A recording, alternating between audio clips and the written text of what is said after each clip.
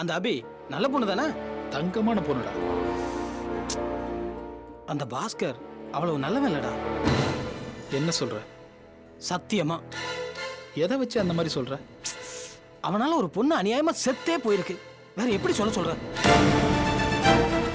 நிஜமாவா? அவன்டா அந்த பொண்ணு. கதிர் ப்ளீஸ், என்ன விஷயம்னு தெளிவா சொல்லு. அந்த பாஸ்கருக்கு ஏற்கனவே ஒரு இடத்துல பொண்ணை பார்த்து பேசி முடிச்சிட்டாங்க. மேரேஜ் டேட்டு கூட ஃபிக்ஸ் பண்ணியாச்சு. அந்த பொண்ணு கவர்மெண்ட் எம்ப்ளாயி, நல்ல வேலை, நல்ல சம்பளம். இவனுக்கு ஃபிக்ஸ் ஆகி கொஞ்ச நாள்லயே கவர்மெண்ட் எம்ப்ளாயிஸ்லாம் சேர்ந்து ஸ்ட்ரைக் பண்ணாங்க. அதுல கொஞ்சம் பேத்துக்கு வேலை போச்சு. அதுல இந்த பொண்ணும் ஒருத்தி. பாஸ்கர் அந்த பொண்ணுகிட்ட உன் வேலைக்காகவும் சம்பளத்துக்காகவும் தான் உன்னை நான் கல்யாணம் பண்ண ஒத்துக்கிட்டேன், இது ரெண்டும் இல்லாதப்ப இந்த கல்யாணம் நடக்காது, நீ வேற ஆளை பாருன்ட்டான். அந்த பொண்ணு அவங்ககிட்ட கெஞ்சி அழுதுருக்கு. அவங்க வீட்டில் யாருமே காது கொடுத்து கேட்கறதா இல்லை. பாவம், அது ஒரு அப்பாவி பொண்ணு, மனசு உடைஞ்சு போய் தற்கொலை பண்ணிக்கிச்சு. அட பாவி. அவன் பக்கா மணி மைண்டட்ரா. அவனுக்கு காசு தான் ஒரே குறி. காசை தவிர இந்த உலகத்துல எதுவுமே இல்லைன்னு நினைக்கிற ஒரு தேர்ட் ரைட்டர் அவன். அவன்கிட்ட போய் எப்படா இவன் மாட்டினான்? இதுக்கு பேசாம நீயே அவளை கல்யாணம் பண்ணிக்கலாம். ஏ கதிர், நீ சொல்றதுல எல்லாம் உண்மை தானே? எதுவும் தப்பா சொல்லலையே? 100% உண்மைடா. இங்க இல்ல, எங்க வேணாலும் நான் வந்து சொல்லுவேன். அவன் மட்டும் இல்ல, அவன் குடும்பமே இப்படி ஒரு கேவலமான குடும்பம்டா. அபி உனக்கு பிடிச்சிருக்கு, பாவம் நல்ல பொண்ணுன்னு வேற சொல்ற. இந்த பார், அவளுக்கு நீ ஏதாவது நல்லது பண்ணணும்னு நினைச்சேன்னா அவன் கல்யாணத்தை எப்படியா தடுத்து நிறுத்து, எந்த வழியிலையாவது. புரியுதா?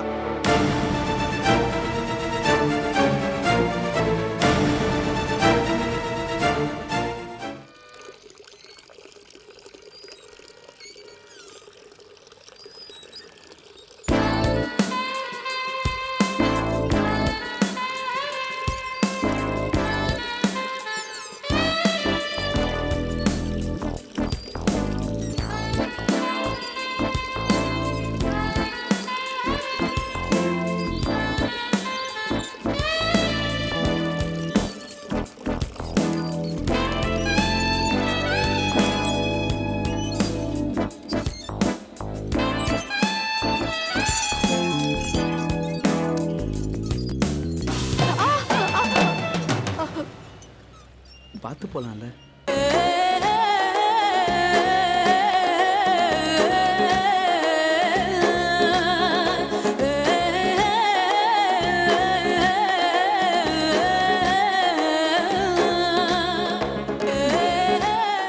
அது சரி, நடராஜன் ஃபோன் பண்ணானா?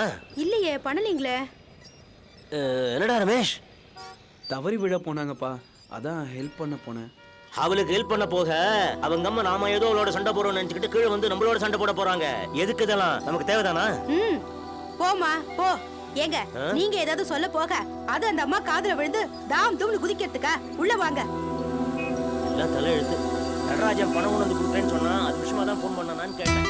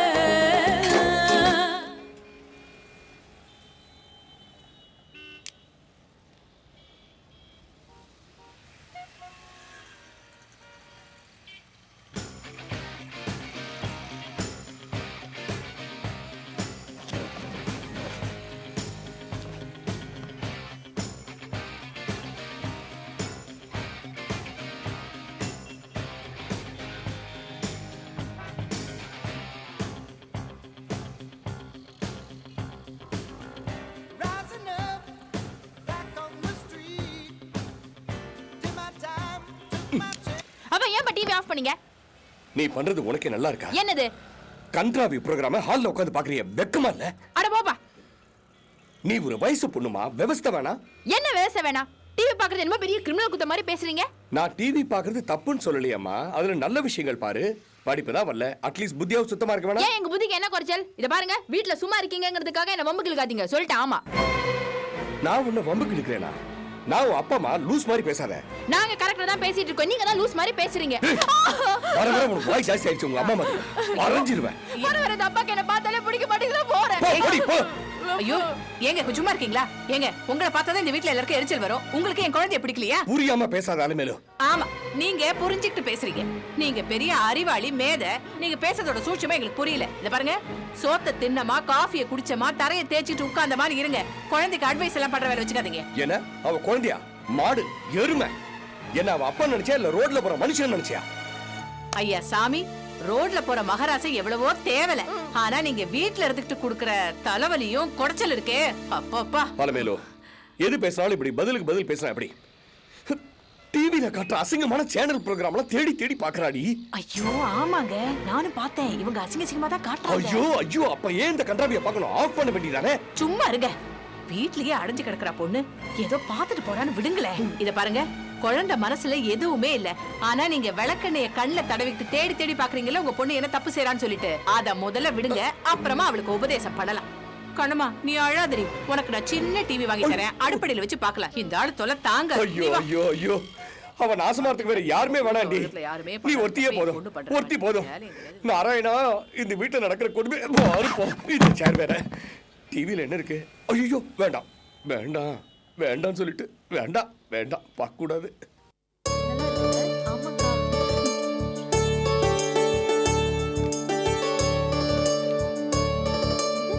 தெரியலையே அபி, என்னடி இப்படி போட்டிருக்க? என்ன போட்டிருக்கு? கற்பகம் மகள் அபிநயான்னு மொட்டையா போட்டிருக்க. நான் உன் பொண்ணு தானம்மா. என் பொண்ணுதாம்மா. ஆனா எனக்கு மட்டும் பொண்ணு இல்லையே. உனக்கு அப்பான்னு ஒருத்தர் இருக்காரு, அவருக்கு ஒரு பேர் இருக்கு. அத போட வேண்டாமா? தேவையில்ல. எதுக்கு அந்த பேரு? இடத்துக்கு பிடிச்ச கேடு. அபிகா செஞ்சதான் கரெக்ட். என்னடி தோலுக்கு மேல வளர்ந்த திமிர்ல பேசுறியா? இது மத்த விஷயம் மாதிரி இல்ல, கல்யாண பத்திரிக்கை. எது வேணாலும் இருக்கட்டும், நம்ம குடும்பமே வேணான்னு நம்மள ஒதுக்கிட்டு போன ஒரு ஆளுக்கு எதுக்கு நம்ம மரியாதை கொடுத்து பேரை போடணும்?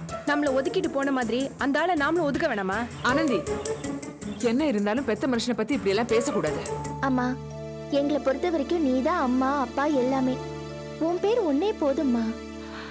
ஊர் உலகத்துல மத்தவங்க கேட்பாங்க அபி. கேட்டா அப்பா செத்து போயிட்டாருன்னு சொல்லலாம். இல்ல இன்னும் அந்த பேரை போடணும்னு நீ விருப்பப்பட்டினா மறைந்த இல்ல லேட்டுன்னு போடலாம். சரியா?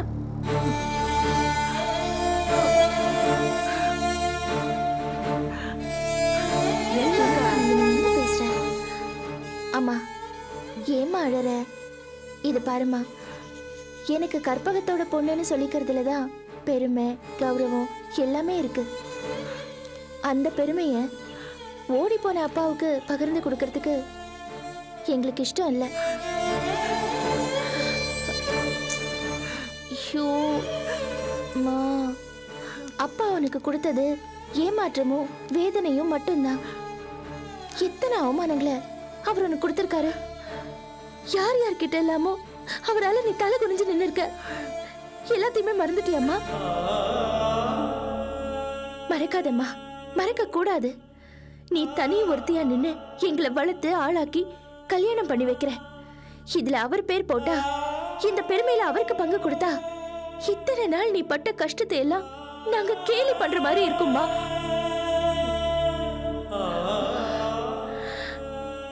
நாங்க என்ன நினைக்கிறோங்கிறத தயவு செஞ்சு புரிஞ்சுக்கம்மா.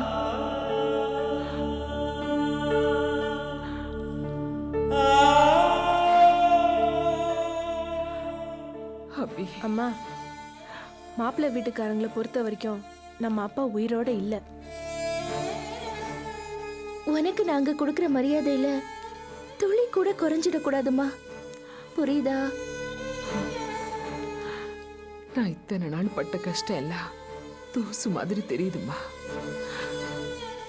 நீங்க என் மேல வச்சிருக்கிற பாசத்துக்கு முன்னாடி நான் பட்ட கஷ்டம் எல்லாம் ஒண்ணுமே இல்லை.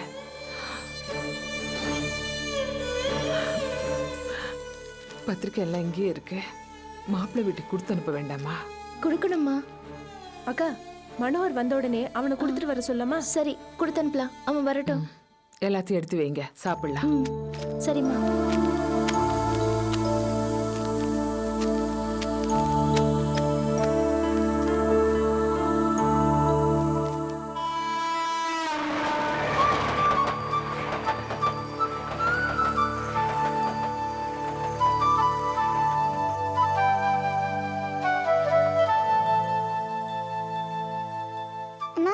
என்ன அஞ்சலி?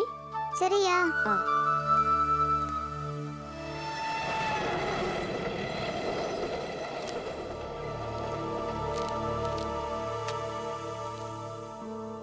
என்ன சரியாவே சாப்பிட மாட்டேங்கிறீங்க?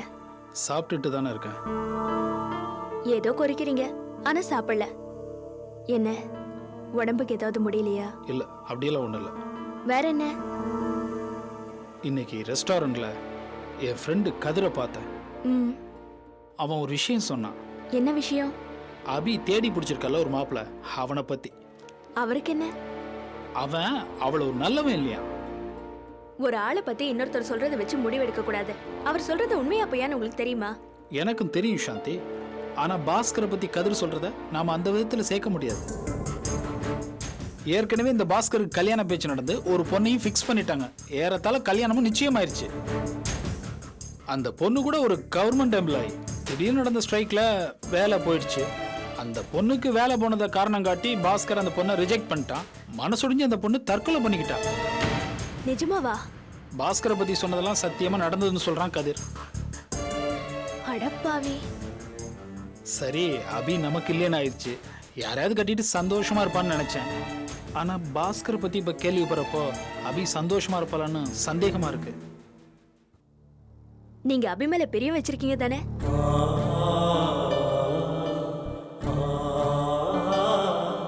என்ன அப்படி கேக்குறீங்க? அதானே என் பிரச்சனையே. அப்படின்னா அபிகிட்ட இந்த விஷயத்தை உடனடியே சொல்லிடுங்க. சொல்லலாம், ஆனா அவ நம்ப மாட்டான். ஏ? தொடர்ந்து நான் பண்ண பைத்தியக்காரத்தனங்கனால என் மேல அவளுக்கு நல்ல அபிப்பிராயமே எல்லாம் போயிடுச்சு. நான் சொல்றதெல்லாம் போய் தான் அப்படிங்கிற ஸ்டேஜுக்கு அவ வந்துட்டா. இத சொன்னா கூடவா அவங்க நம்ப மாட்டாங்க? நான் போய் அவட்ட இந்தியாவோட தலைநகரம் டெல்லின்னு சொன்னா கூட நம்ப மாட்டேன். சரிங்க, நம்பாட்டி போகட்டும். ஆனா சொல்ல வேண்டியது உங்க கடமை. அபிகிட்ட எப்படியாவது இதை சொல்லிடுங்க. இது ரொம்ப சீரியஸான விஷயம். இது அவங்களோட வாழ்க்கை பிரச்சனை. நானும் அதை தான் யோசிச்சுட்டு இருக்கேன். பட் நம்ம நினைக்கிற மாதிரி எல்லாமே நடக்கிறது இல்லையே. அப்பா, இந்த சிங்கத்தை பாருங்களேன்.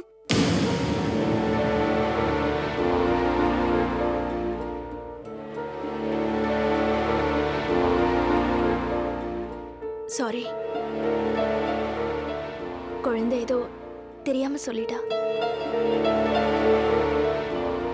ஏய், உள்ள வா.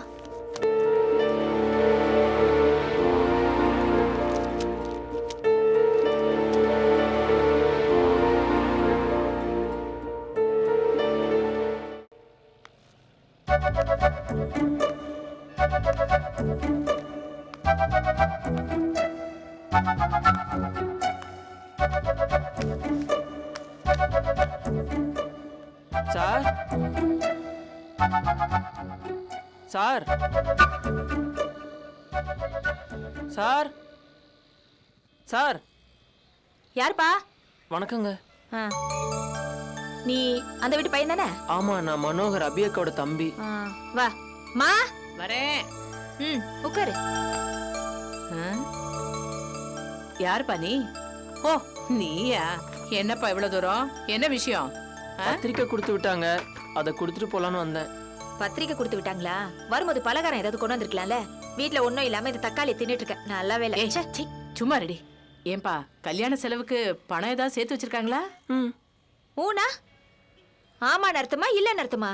அதெல்லாம் அக்கா ஏற்பாடு பண்ணிருப்பாங்க. ஓஹோ, அப்படியா? அது சரி. என்னமோ பணம் காணாம போயிடுச்சு, அப்புறம் திரும்ப கிடைச்சிடுச்சுன்னு என்னமோ கதையில சொன்னாங்களே, அதெல்லாம் போய் தானே?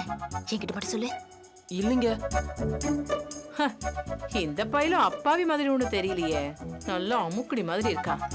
ஏன்பா, திருட்டு போன காசு எப்படிப்பா இந்த காலத்துல திரும்ப கிடைக்கும்?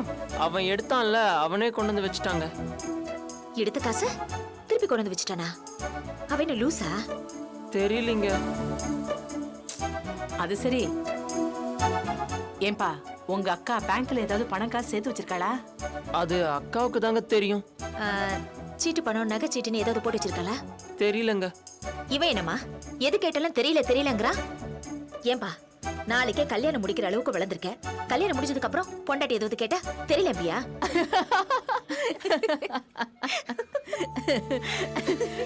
நல்லா கேட்ட. ஏய், சும்மா இருங்கடி. ஏன் தம்பி, உங்க சித்தப்பா பணக்காரர் தானே? ஆமாங்க. கல்யாண செலவுக்கு அதுக்கு இதுக்குன்னு உங்க சித்தப்பா பணம் கொடுப்பாருல்ல? அது எனக்கு எப்படிங்க தெரியும்? ஆனா அக்காவுக்கு அதெல்லாம் பிடிக்காது. இந்த வெட்டி வீரப்பெல்லாம் உங்க வீட்ல நிறைய இருக்கும் போல. ஆமா, நீ என்ன பண்ற? நானா? நான் டிவி ரேடியோ எல்லாம் ரிப்பேர் பண்ணுவேங்க. சரிதான். படிப்பு ஏறலையாக்கும்? ஐடி வரையிலும் படிச்சிருக்கேன். என்ன எழுவும் ஏதோ ஒண்ணு. ஏதாவது கை வேலை செஞ்சுதான் பொழைக்கணும் போல இருக்கு. பொம்பளை புள்ளையா இருந்தா எவன் தலையிலையாவது கட்டி அமிச்சிடலாம். ஆமா, நீ ஏதாவது சம்பாத்தியம் பண்றியா இல்லையா?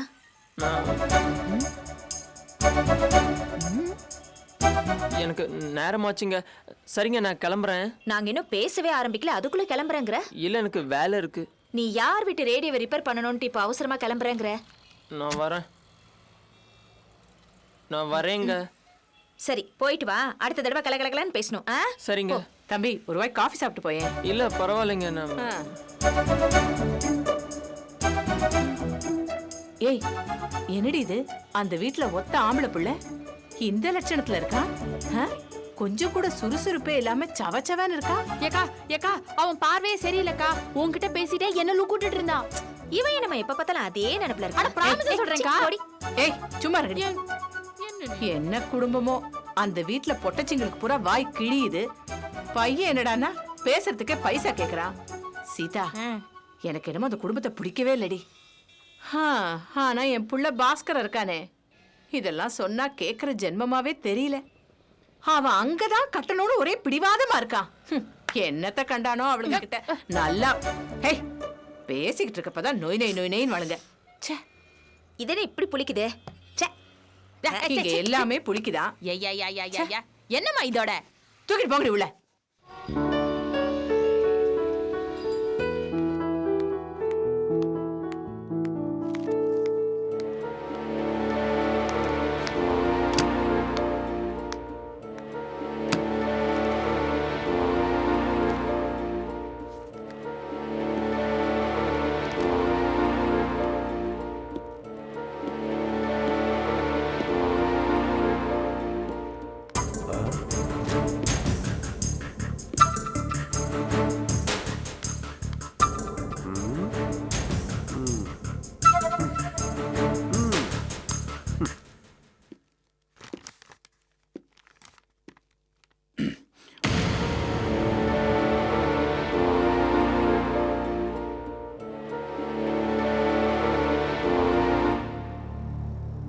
அபி, என்ன?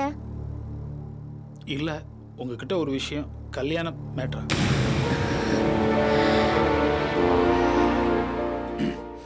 உங்ககிட்ட பர்சனலா ஒரு விஷயம் பேசணும். நேர்ல சொல்ல முடியல, அதான் லெட்டர்ல.